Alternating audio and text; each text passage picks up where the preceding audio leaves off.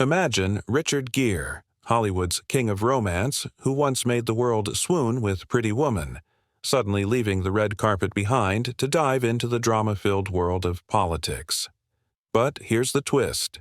His opponent is Karoline Leavitt, a razor-sharp 27-year-old who wields a microphone like a weapon, ready to turn every attack into ashes. The stage is set for a battle of words that's setting social media on fire. On one side, a silver screen legend with a meditative gaze. On the other, a conservative firebrand dominating the White House.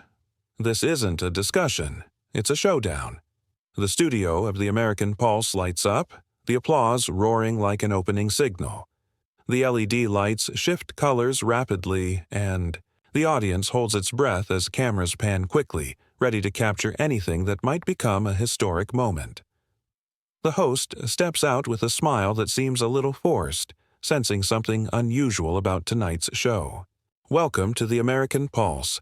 Tonight we have two ideals clashing. Richard Gere, cinematic icon, versus Karoline Leavitt, America's youngest conservative star. Don't look away. The drama starts now. Before diving into the debate, the host encourages the audience to comment on where they're watching from and to subscribe for the latest stories. As the studio lights dim, spotlighting the host at center stage, his voice rings out with excitement. In tonight's program, let's dive into a dialogue about the key issues shaping American society. Every perspective matters. Let's get started. The audience claps enthusiastically, the cheers mixing with whispers as all eyes turn to Karoline Leavitt and Richard Gere at their opposing podiums. Half of the audience expects a passionate speech from Gere about compassion, the kind he often preaches in romantic films or at glamorous charity events. But tonight, Gere isn't here to play Hollywood saint. He stands tall, his gaze sweeping, across the audience, lingering a second too long on Leavitt. His expression is unwavering. "Thank you all for being here," he begins, his voice warm and steady like he's reciting lines from an old script.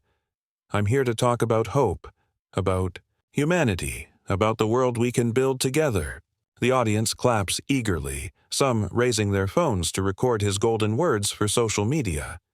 But then his tone drops, sharp and cold.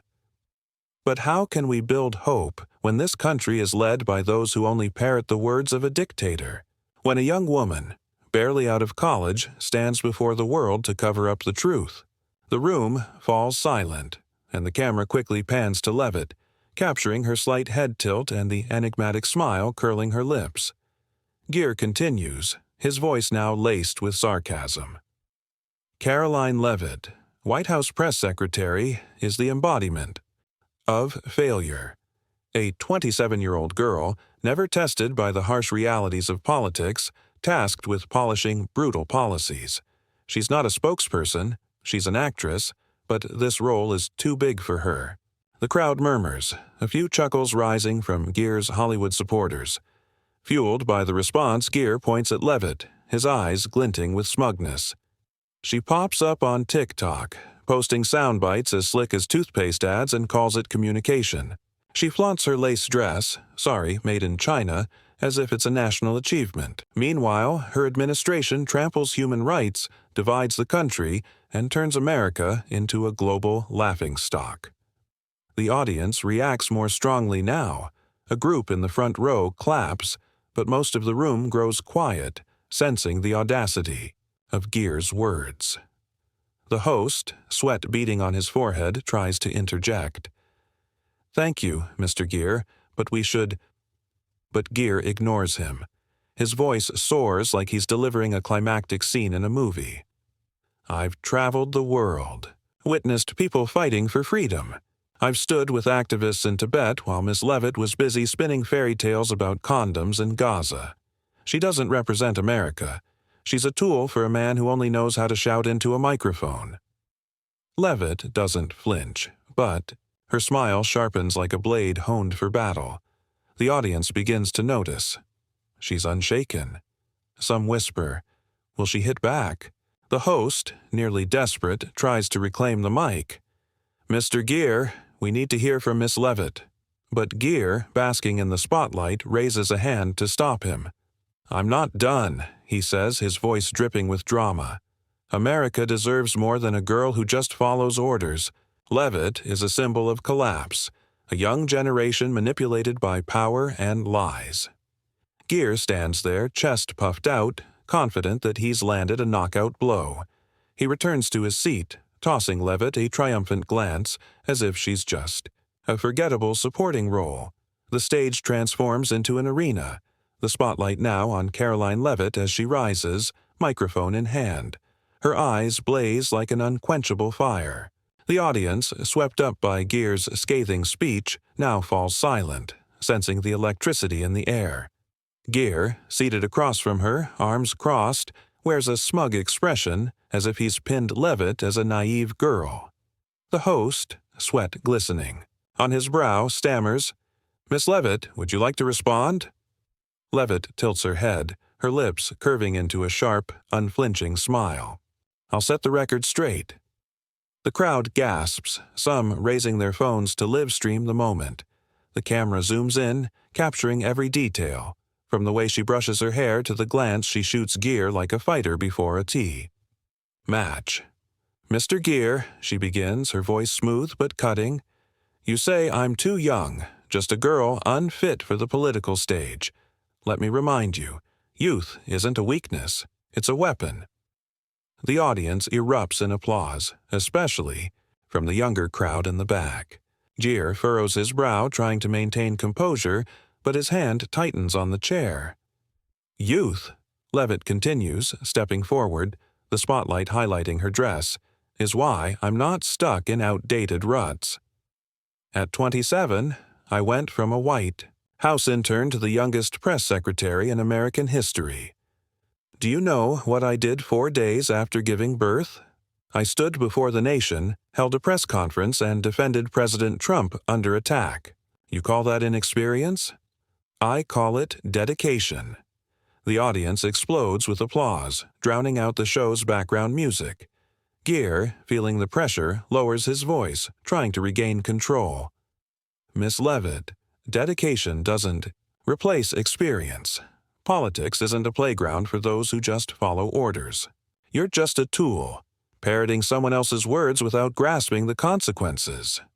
Leavitt laughs, a short, sharp sound that silences the crowd in anticipation. "A tool? Mr. Gere, if I'm a tool, what are you?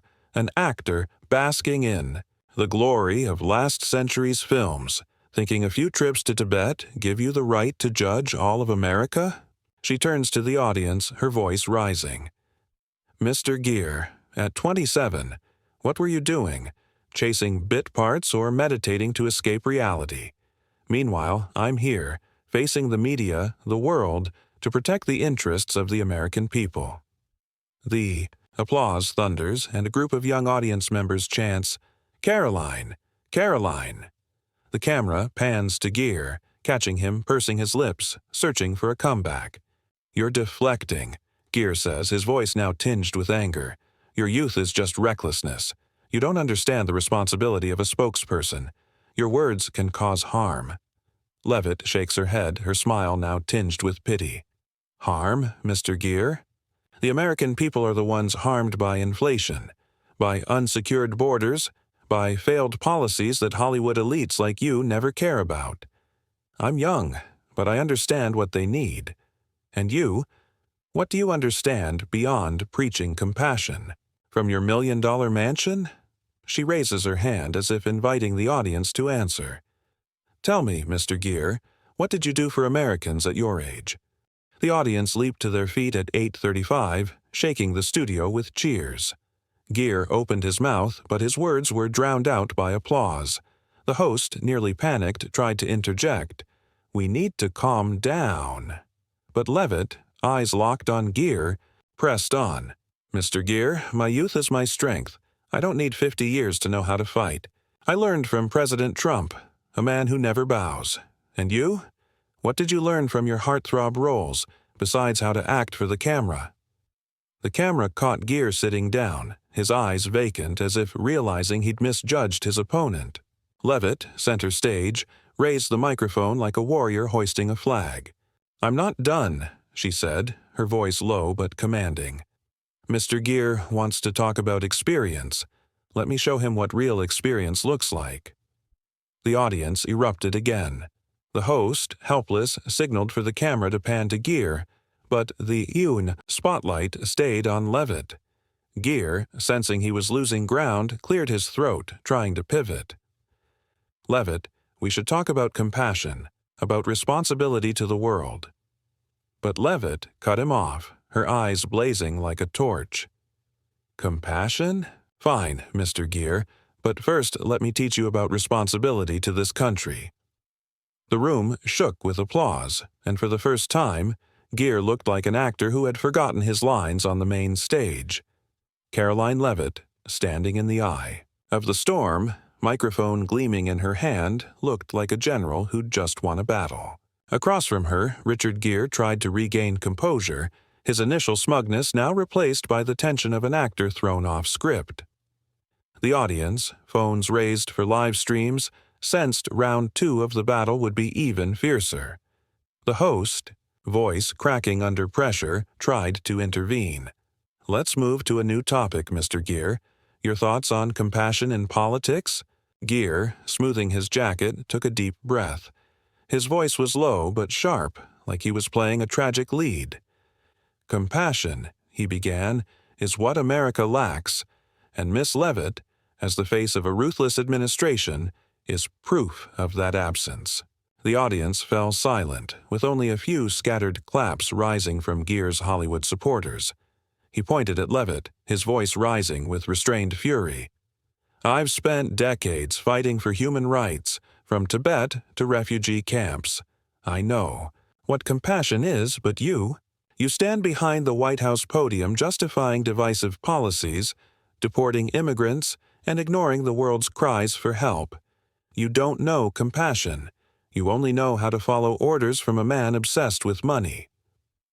The camera panned to Leavitt, capturing her slight lean forward, lips pressed tight, but eyes burning like a warrior accepting a challenge. The host, sensing the explosive atmosphere, stammered, "Miss Leavitt, would you like to respond?" Leavitt raised her hand, silencing him. Her voice was clear but razor-sharp. "Compassion, Mr. Gere. You want to talk about compassion?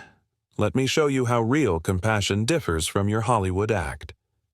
The audience gasped, and scattered applause spread. Leavitt stepped to the center of the stage, the spotlight highlighting her confident stance. "Mr. Gere, you brag about your Tibet trips, but do you know Americans are struggling with skyrocketing gas prices? You talk about refugee camps, but have you visited towns bankrupted by illegal immigration? Or are you too busy at Malibu galas to notice?"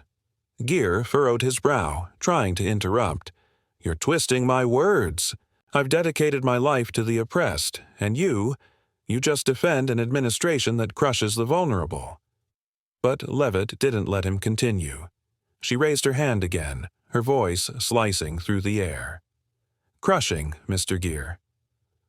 The American people are the ones being crushed by inflation, by crime, by failed policies you and your Hollywood friends never face. You call that compassion, I call it hypocrisy." The audience erupted into cheers, especially from the Trump supporters, in the back. The camera caught a young audience member holding a "Karoline for President" sign. Gere, sensing he was losing ground, raised his voice. "You have no right to talk about morality. I've stood for freedom while you back an administration that shuts borders and abandons refugees." Leavitt smiled, but this smile was no longer gentle. It carried the force of a storm. "Freedom, Mr. Gere. You talk about freedom from your million-dollar mansion, while Americans lose jobs because of open borders. You pose with activists, post on Instagram, and call it dedication. Me, I stand before the world defending policies that bring jobs, security, and a future for Americans. That's real compassion, not the framed compassion of your editing room." Applause surged. The audience leapt to their feet, some shouting Leavitt's name. Gere tried to respond, his voice trembling. "You don't understand the meaning of compassion. You're just part of a political machine." But Leavitt shook her head, her tone now laced with pity. "A machine, Mr. Gere. The real machine is Hollywood, where you and your friends live in a luxury bubble preaching morality without knowing what Americans need. I may not have a mansion, but I have a heart for this country." The audience went wild, their cheers drowning out the background music. The camera panned to Gere, capturing him sitting down, hands clenched, eyes vacant like an actor abandoned by his director. Leavitt, center stage, raised the microphone like a victorious warrior. "Mr. Gere," she said, her voice low but commanding, "if you want to talk about compassion, start by listening to Americans, not by taking photos in Tibet." The host, now desperate, tried to intervene. "We need to change topics," but the audience didn't care, continuing to clap. Gere, sensing he'd lost this round, cleared his throat and tried to pivot. "Miss Leavitt, you talk about listening, but all you do is spread lies." Leavitt's eyes locked on him, and she smiled. "Lies, Mr. Gere? Let me show you what the truth looks like." The studio felt like a forge, the stage lights flickering like the pulse of a high-stakes duel. Karoline Leavitt, at the center, microphone, glinting like a pen-scripting victory, had turned Richard Gere from a Hollywood icon into an off-key actor. His eyes flickered with unease, like a star pushed out of the spotlight. The audience, phones raised for live streams, held its breath for round 3, knowing it would be a media explosion shaking social networks. The host, sweating profusely, tried to restore order. "Both have made sharp points. Next, let's discuss the media and its role in politics." Gere stood, adjusting his tie, attempting to reclaim the charisma that once swayed the world on screen, but his voice, though deep, carried a bitter edge. The media, according to him, is the foundation of truth, much like lecturing at a seminar. However, Miss Leavitt has turned it into a circus, spreading misinformation to cover up her administration's failures. He points at Leavitt, his voice rising, with the intensity of a prosecutor in a courtroom drama. "You talk about condoms in Gaza, a fabricated story that made the world laugh. You post short TikTok videos and call it information. That's not media, it's a scam. You're the spokesperson for deceit, and Americans are losing trust because of you." The camera shifts to Leavitt, capturing her slight head tilt and her lips curling into a sharp smile, like an artist preparing for a masterful performance. The host, his voice trembling, interjects, "Miss Leavitt, would you like to—" But Leavitt raises her hand, silencing him. Her voice rings out clear and powerful, like a triumphant anthem. "Deceit, Mr. Gere. You want to talk about truth? Let me show you how modern media outshines your outdated interviews." The audience erupts in applause, like a tidal wave. Leavitt steps forward, the spotlight casting a bold reflection of her unyielding presence. "Mr. Gere, you call my TikTok videos a scam. I call them power. Last week, my speech on X got 2.3 million views, 500,000 shares. Do you have numbers like that for your latest talk? Or do you still think media is sitting on a couch with a printed newspaper?" Garrett tries to interrupt, his voice shaking with indignation. "You're manipulating public opinion. Those numbers aren't truth, they're polished. I've worked with real journalists who ask tough questions, not influencers chasing likes." But Leavitt doesn't let him finish. She laughs, a sharp, crisp sound like a gunshot. "Real journalists, Mr. Gere? You mean biased papers and TV shows that edit your words to fit Hollywood's narrative?" I answer directly on X, no editors, no scripts, to millions of Americans. The audience roars with laughter, their cheers surging. A group of young fans holds up a "Gaku Karoline Rules" sign. Garrett, feeling cornered, raises his voice. "You spread misinformation. The Gaza story is proof. You fabricated it to distract the public." Leavitt shakes her head, her eyes glinting with mockery. "Fabricated, Mr. Gere? I clarified the Gaza story in a press briefing with public documents on the White House website. Did you check? Or were you too busy watching CNN, where they never question your $1 million Malibu parties? The applause thunders, the audience standing. Garrett tries to respond, his voice now tinged with desperation. You don't understand the media's responsibility. I've used my voice to fight for human rights, while you just create drama online. But Leavitt raises her microphone, her voice ringing out like a declaration of war. Drama, Mr. Gere. I create dialogue. I speak to the young generation in their language. 70% of people under 30 get their news from social media, per Pew Research. Who do you speak to besides the aging fans of an officer and a gentleman? Leavitt continues, her voice sharp yet captivating. The media isn't a dusty studio with an outdated microphone, Mr. Gere. It's connection, transparency, the power of truth witnessed by millions. I do that every day with 3 million followers on X. What do you have? A magazine interview no one reads?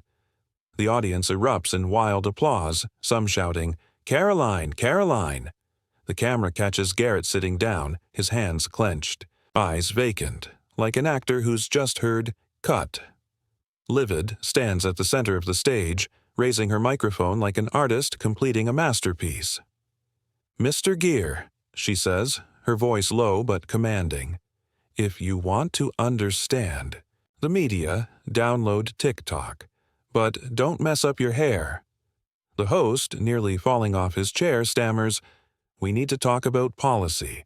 But the audience doesn't care, continuing to clap, while live streams on X explode with the hashtag #ShootYourGearOutdated trending globally. Garrett remains completely silent, staring at Leavitt as though she's stolen his starring role. Sensing victory, Leavitt smiles, her gaze sweeping across the audience like a promise. Policy, she says, her voice brimming with challenge. Let me show you how I defend America. The stage lights blaze, reflecting her victorious fire. Garrett, once a Hollywood icon, now looks like a defeated warrior. His eyes are clouded, his hands clenched as if grasping at fading glory. The host's voice breaks, like a snapped string as he tries to regain control. Mr. Gere, Miss Leavitt, let's talk about policy. How did the current administration's policies impact America?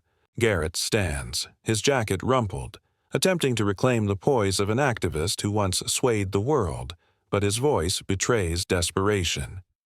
Policy, he says like reciting a memorized speech, must serve people. But Miss Leavitt, this administration, with its brutal policies, is tearing apart America's soul. The audience falls silent, a few weak claps rising from Garrett's Hollywood supporters. Garrett points at Leavitt, his voice trembling with fury. You justify mass deportations, border closures, and trade wars that wreck the global economy. You're the face of an administration that only divides, abandons the vulnerable, and puts personal gain above human rights. You're not a spokesperson, you're a cover for cruelty. The camera pans to Leavitt, capturing her slight nod. Lips pressed tight but eyes blazing like a warrior ready to deliver the final blow. The host, nearly falling off his chair, stammers, Miss Leavitt, do you? But Leavitt raises her hand, her voice powerful like a victorious proclamation. Cruelty, Mr. Gere. You call protecting America cruelty? Let me show you how President Trump's policies and my role are saving America. The audience erupts in applause, roaring like a stormy sea. Leavitt steps forward, the spotlight highlighting her unshakable pride. Mr. Gere, you criticize mass deportations. That's not division, it's security. Last year, 2.5 million illegal border crossings were recorded by the Department of Homeland Security. Our policies cut that by 30%, bringing safety to American families. You call that cruelty? I call it responsibility. Garrett tries to interrupt, his voice shaking. You're destroying the American dream. Those immigrants seek freedom, but you and Trump just build walls. But Leavitt doesn't let him continue. She laughs, a sharp sound like a dagger. The American dream, Mr. Gere? The American dream is jobs for citizens, not open borders letting criminals flood in. Thanks to Trump's policies, unemployment dropped to 3.8%, the lowest in a decade, per the Bureau of Labor Statistics. Got any numbers to counter that, or do you just cry for freedom from your mansion? The audience roars with laughter, their cheers echoing. A group holds up a Trump 2024 sign. Garrett, feeling cornered, raises his voice. You talk about jobs, but Trump's trade wars are killing the economy. Tariffs on China drive up prices, and the people are suffering.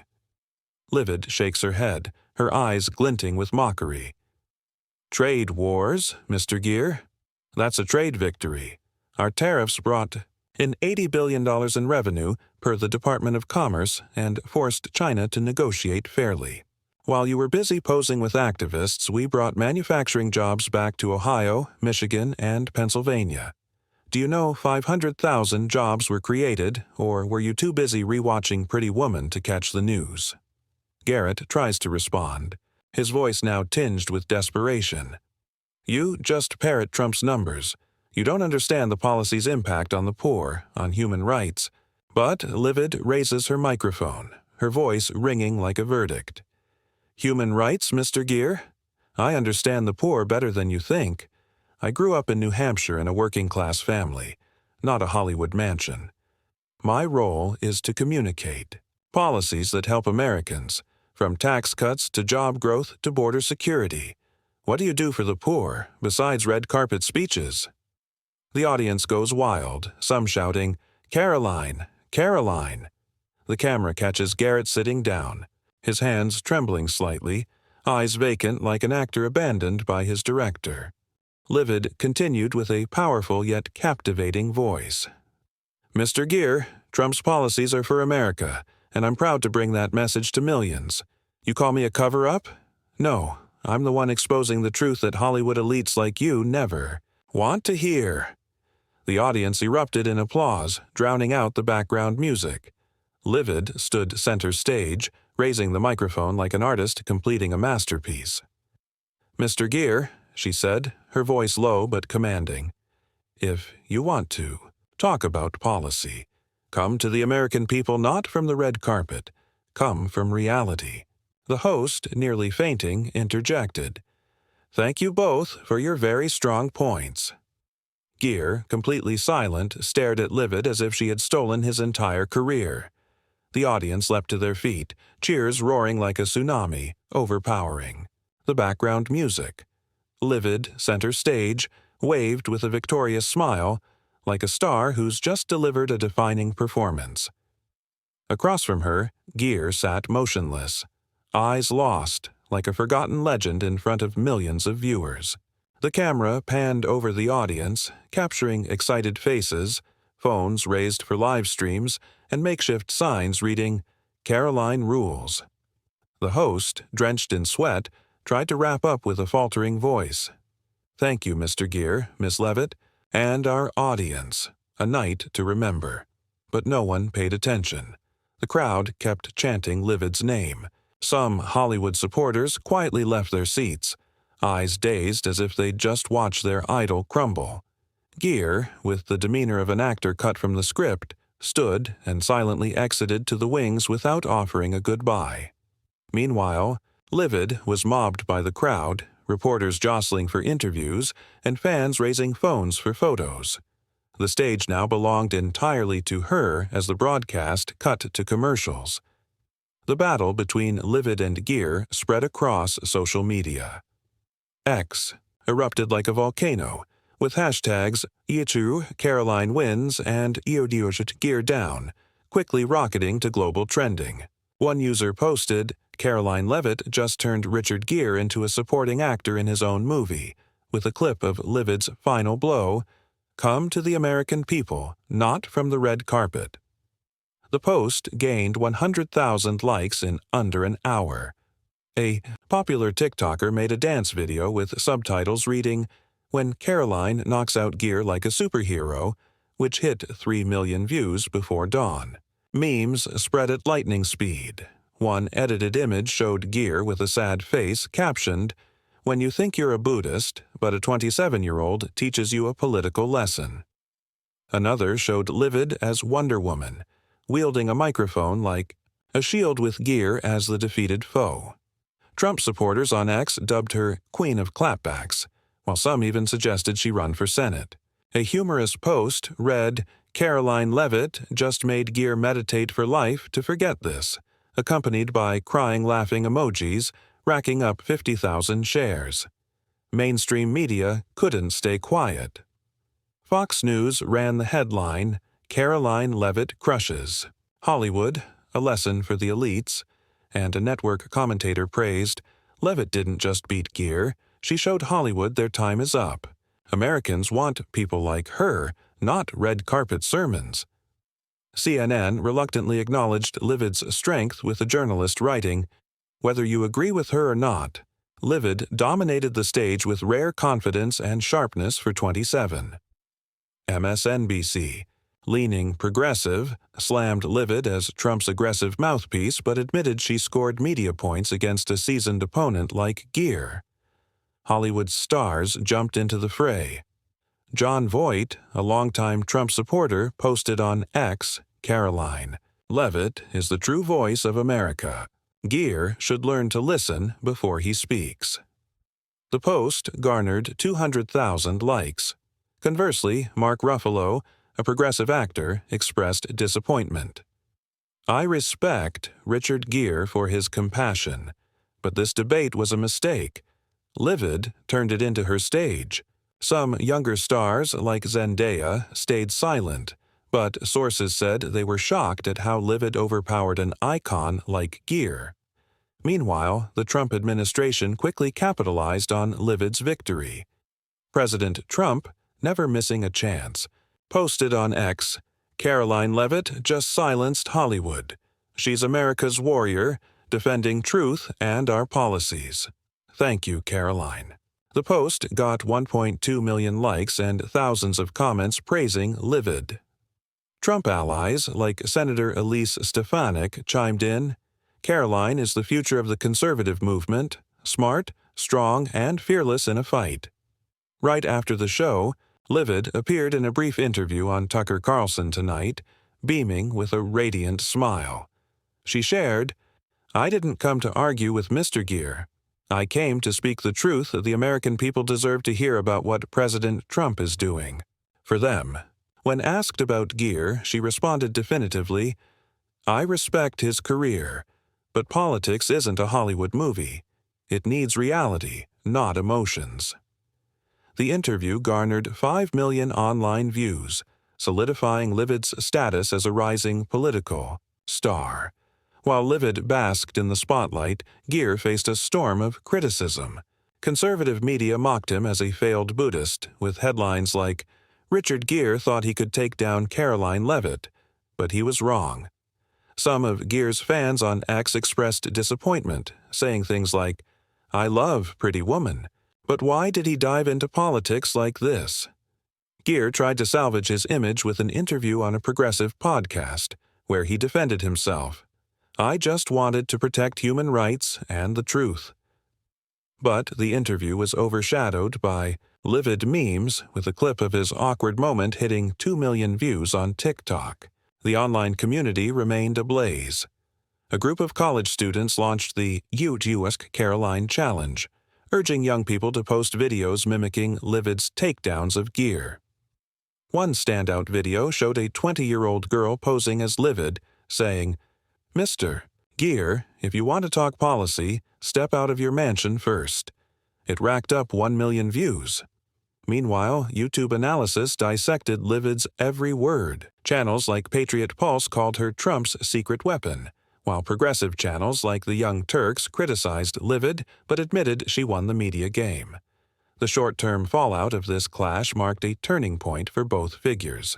Leavitt, from a young press secretary, became an icon of the conservative movement.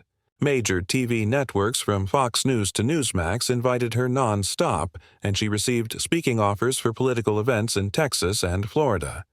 Some commentators even predicted she could run for the House soon.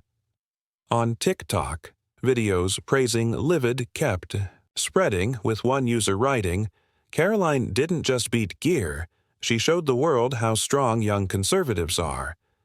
Conversely, Gere faced an image crisis. Conservative outlets branded him a has-been actor, and even some progressive allies distanced themselves. A Guardian journalist wrote, "Gere meant well, but he picked the wrong opponent and stage." Instagram tried to defend him, but mocking comments from Leavitt supporters overwhelmed them, and Gere quietly withdrew from political debates, focusing instead on charity projects. However, the shadow of his loss to Leavitt lingered. A source close to him revealed that he regretted joining the show. The clash sparked discussions about America's growing polarization. Analysts on CNN and Fox News agreed that Leavitt used the event to enhance the image of the Trump administration, while Gere unwittingly became a symbol of Hollywood's disconnect from ordinary people. A Politico article pointed out, "Leavitt didn't just beat Gere. She won over a generation of young viewers seeking voices grounded in reality over moral lectures." As the media frenzy subsided, Leavitt posted on X, "Thank you, Mr. Gere, for giving me a chance to speak the truth. Wishing you peace. Maybe in a new movie," with a winking emoji. The post garnered 1.5 million likes, with thousands of comments calling her the meme queen. One user wrote, "Karoline didn't just knock out Gere, she wrote the script for this battle." Meanwhile, Gere, from his Malibu mansion, perhaps gazed at the ocean, wondering what had led him into Leavitt's arena. But somewhere on X, TikTok, and in the hearts of millions of Americans, Leavitt had become an icon, not just a press secretary, but the voice of a generation ready to take on anyone from Hollywood to Washington. The showdown at the American Pulse had ended, but its echoes lingered like an unfinished symphony. Karoline Leavitt, once a young press secretary, had risen to become an invincible icon, turning a TV stage into an arena where she raised the flag of victory. Richard Gere, once a Hollywood legend, now stood as a faded shadow, his stardom extinguished by Leavitt in 4 razor-sharp rounds. This battle wasn't just drama, it was a milestone, marking a new generation and exposing the gap between political reality and red carpet illusions. Leavitt, with a smile as bright as the sun, turned potential defeat into glory. She didn't just outmaneuver Gere with tight arguments on youth, compassion, media, and policy. She rewrote the narrative of young conservative strength. From a girl mocked as Trump's puppet, she became a blazing inspiration, igniting faith in young people that they could confront anyone, whether a Hollywood star or seasoned politician. Her speeches on X continued drawing millions of views, with one user commenting, "Karoline doesn't just speak, she makes history." Political event organizers chased her, and whispers of a future in the Senate began to spread. Leavitt, with her intelligence and relentlessness, became the emblem of an America determined to reclaim its voice. Conversely, Gere sank into silence, like a protagonist forgotten by the script. His loss to Leavitt not only damaged his reputation, but it also exposed his disconnect from the real issues facing Americans. His once-admired human rights speeches now seemed hollow next to Leavitt's razor-sharp arguments.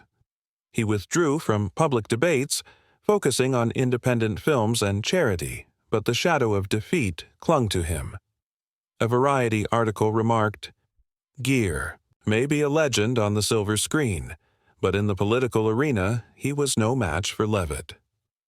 His fans tried to defend him on social media, but their voices were drowned out by a flood of memes and mocking videos. The legacy of this battle stretched far beyond the two figures. It marked a turning point in how Americans view politics and media. Leavitt, with her ability to connect directly via X and TikTok, proved that modern media belong to those who speak boldly, unfiltered by Hollywood or traditional press. She became a role model for a fearless younger generation craving leadership. Meanwhile, Gere's failure sent a clear message. The era of moral lectures from elites is over. Americans want practical solutions, not lofty dreams. A memorable moment that capped the battle came when Leavitt, in a later press briefing, was asked about Gere. With a mischievous smile, she replied, "I watched An Officer and a Gentleman. Great film, but politics needs more than a pretty role." The quip, shared on X with 2 million likes, was a final dagger, relegating Gere to a distant memory. Leavitt, in contrast, stood firm like a mountain, ready to face any challenge ahead. The battle at the American Pulse wasn't just a victory. It was a declaration that Karoline Leavitt and her generation were ready to shape America's future. From the TV stage to the hearts of millions, the story of the showdown between Karoline Leavitt and Richard Gere on the American Pulse deeply reflects the polarization and power of media in today's American society, where politics, culture, and social media intertwine fiercely. Leavitt, with her sharpness and ability to leverage X and TikTok to connect directly with millions, showed how the younger generation uses technology to shape public opinion, like when she cited 2.3 million views of her X speech to dismantle Gere. In contrast, Gere, with his traditional Hollywood image, represented an elite seen out of touch, especially when he failed to grasp issues like inflation or border security that Leavitt emphasized with data. 2.5 million illegal crossings, 3.8%. Unemployment rate. This clash wasn't just a personal debate, it was a symbol of the collision between new and old media, between the reality of the people and red carpet ideals. The explosion of the hashtag #YouCarolineWins and memes mocking Gere showed how social media can turn a moment into a movement, shaping public perception. The takeaway from this battle is clear. In real life, America learned to communicate effectively and authentically, like Leavitt, by mastering technology and speaking the language of the community you want to influence.